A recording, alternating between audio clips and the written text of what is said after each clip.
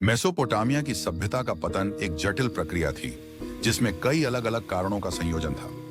यह सभ्यता प्राचीन समय की महानतम सभ्यताओं में से एक मानी जाती थी, जो लगभग 3500 ईसा पूर्व से लेकर 539 ईसा पूर्व तक समृद्ध रही। मेसोपोटामिया के नगर राज्य और साम्राज्य प्राचीन विश्व की सबसे पहली महान सभ्यताओं में से एक थे, लेकिन समय के साथ विभिन्न आंतरिक और बाहरी चुनौतियों का सामना करते हुए यह सभ्यता अंततः पतित हो गई। इसके पतन के प्रमुख कारणों की चर्चा करते हुए यह स्पष्ट होता है कि यह केवल एक कारण से नहीं, बल्कि विभिन्न कारकों के मिश्रण से हुआ था।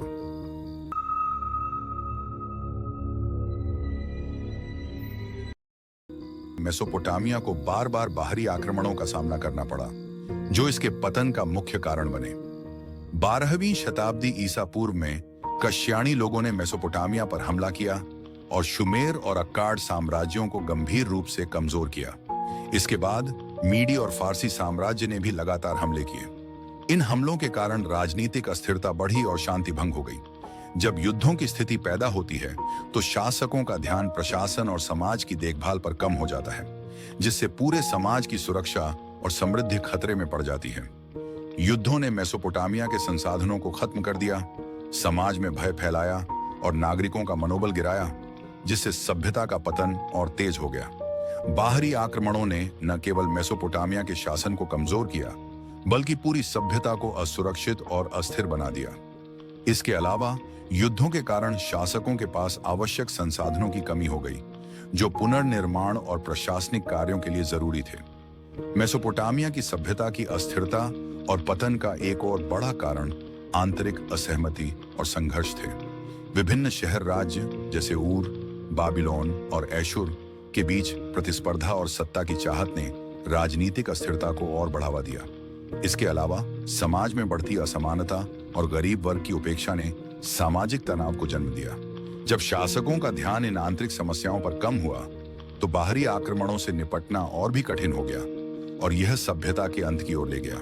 बाहरी आक्रमणों के अलावा मेसोपोटामिया के भीतर आंतरिक संघर्ष भी सभ्यता के पतन में महत्वपूर्ण भूमिका निभाते हैं। यहाँ के विभिन्न साम्राज्यों और शहर राज्यों के बीच सत्ता की राजनीति और संघर्ष चलता रहता था। शुमेर, अक्काडियन और बाबिलोनियन साम्राज्यों में शासक वर्ग के भीतर शक्ति का संघर्ष और विद्रोह होते रहते थे, जिससे सत्ता की स्थिरता कमजोर हो जाती थी। यह आंतरिक विघटन समाज के भीतर अव्यवस्था और असंतोष का कारण बना।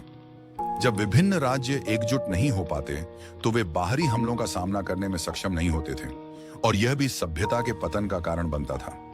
इन आंतरिक संघर्षों ने राज्य के भीतर गहरी दरारें उत्पन्न की, जिससे पूरे क्षेत्र में राजनीतिक अस्थिरता फैल गई। जब प्रशासनिक और सामरिक स्तर पर शक्ति का संतुलन टूटता है, तो राज्य बाहरी आक्रमणों के खिलाफ भी सक्षम नहीं रहता, और इससे सभ्यता की स्थिरता में और कमी आ जाती है।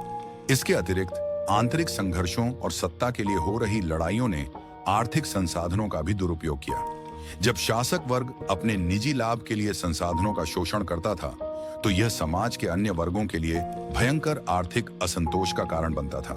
किसानों, श्रमिकों और व्यापारियों की स्थिति खराब हो जाती थी, जिससे उनकी उत्पादकता और समृद्धि प्रभावित होती थी। यह आर्थिक संकट सभ्यता के पतन को और तेज कर देता था, क्योंकि एक स्थिर और समृद्ध समाज के बिना बाहरी आक्रमणों का सामना करना और अधिक मुश्किल हो जाता था। मेसोपोटामिया की सभ्यता का कृषि पर बहुत ज्यादा निर्भर था। यहाँ की नदियां, जैसे कि टिग्रिस और यूफ्रेटिस, सभ्यता के लिए जल का मुख्य स्रोत थीं, लेकिन इन नदियों में बाढ़ आना और सूखा लगना आम बात थी। इसके अलावा जलवायु परिवर्तन ने और भी समस्याएं उत्पन्न की। जब जलवायु में परिवर्तन आया और सूखा बढ़ा, तो कृषि उत्पादन में भारी गिरावट आई। इससे खाद्य संकट पैदा हुआ और समाज में आर्थिक और सामाजिक तनाव बढ़ा। चूंकि मेसोपोटामिया का समाज कृषि पर निर्भर था, ऐसे संकटों ने पूरे क्षेत्र की अर्थव्यवस्था को प्रभावित किया और धीरे धीरे सभ्यता के पतन का कारण बने। प्राकृतिक आपदाएं जैसे बाढ़ और सूखा मेसोपोटामिया के कृषि आधारित समाज के लिए बहुत गंभीर समस्या बन गई थी। इन आपदाओं ने न केवल कृषि उत्पादन को प्रभावित किया, बल्कि खाद्य संकट और आर्थिक संकट को भी जन्म दिया। इससे पूरे समाज में असंतोष और आक्रोश बढ़ा, जो अंततः राज्य की कमजोरियों को उजागर करने में सहायक हुआ। इसके अलावा इन प्राकृतिक आपदाओं के कारण व्यापार भी प्रभावित हुआ, क्योंकि खाद्य संकट और कृषि उत्पादन की कमी ने व्यापारिक मार्गों पर दबाव डाला।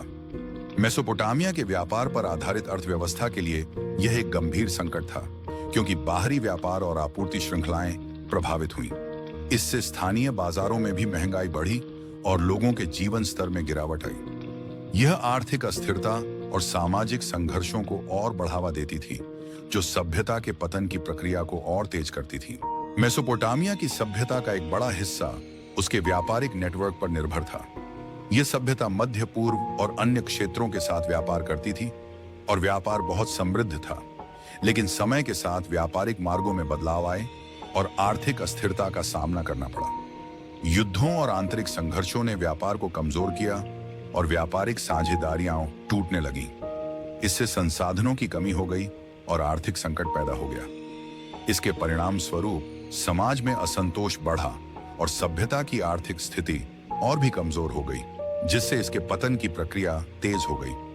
मेसोपोटामिया की समृद्धि का मुख्य आधार उसका व्यापार था, लेकिन व्यापार मार्गों में बदलाव और निरंतर युद्धों के कारण ये मार्ग अवरुद्ध हो गए। इसके कारण व्यापार में गिरावट आई और सभ्यता की आर्थिक स्थिति कमजोर हो गई, जिससे इसके अस्तित्व को खतरा उत्पन्न हुआ। इसके अतिरिक्त व्यापारिक मार्गों के अवरुद्ध होने से स्थानीय संसाधनों का भंडारण और वितरण भी प्रभावित हुआ। जब बाहरी आपूर्ति श्रृंखलाएं टूटीं, तो आवश्यक वस्त्र, धातु, अनाज और अन्य व्यापारिक उत्पादों की कमी हो गई। इसने समाज की समृद्धि को और झटका दिया और कई शहर राज्यों के बीच संघर्ष को और बढ़ावा दिया। परिणाम स्वरूप मेसोपोटामिया की सभ्यता ने अपनी अर्थव्यवस्था और राजनीतिक संरचना में गंभीर कमजोरियां देखी, जो अंततः इसके पतन का कारण बनी। मेसोपोटामिया में धार्मिक असहमति और सांस्कृतिक बदलाव भी इस सभ्यता के पतन में भूमिका निभाते थे। अलग अलग शासकों ने अपने अपने धार्मिक विचारों के आधार पर नीतियां बनाई, जिससे समाज में असंतोष और तनाव बढ़ गया। साथ ही समय के साथ नए विचार और संस्कृतियां भी प्रवेश करने लगीं, जो पुराने विश्वासों और परंपराओं से मेल नहीं खाते थे। ये सांस्कृतिक परिवर्तन समाज में विघटन का कारण बने और सामूहिक एकता को कमजोर किया। जब एक समाज में आस्थाएं और संस्कृतियां बदलती हैं, तो इससे समाज में अस्थिरता और विभाजन पैदा होता है, जो सभ्यता के पतन का कारण बनता है। धार्मिक और सांस्कृतिक असहमति के कारण समाज में आस्थाओं के प्रति अविश्वास और असंतोष का माहौल बन गया, जिससे समाज के भीतर विघटन हुआ और सभ्यता की सामाजिक और सांस्कृतिक संरचना कमजोर हो गई। इसके अतिरिक्त धार्मिक असहमति और सांस्कृतिक बदलावों के कारण शासकों और जनताओं के बीच विश्वास की कमी भी पैदा हुई। जब शासक वर्ग अपने धार्मिक विचारों को थोपता था, तो समाज के विभिन्न वर्गों में विरोध और विद्रोह की भावना बढ़ जाती थी। और यही नहीं, नए विचारों और धर्मों के आगमन ने पारंपरिक धार्मिक व्यवस्था को चुनौती दी, जिससे पुरानी परंपराओं की ताकत घटने लगी। इस धार्मिक और सांस्कृतिक असंतोष ने मेसोपोटामिया के भीतर सामाजिक ढांचे को और अधिक कमजोर किया, जिससे सभ्यता के पतन की प्रक्रिया में तेजी आई। कुल मिलाकर मेसोपोटामिया की सभ्यता का पतन केवल एक कारण से नहीं, बल्कि कई कारणों के संयोजन से हुआ।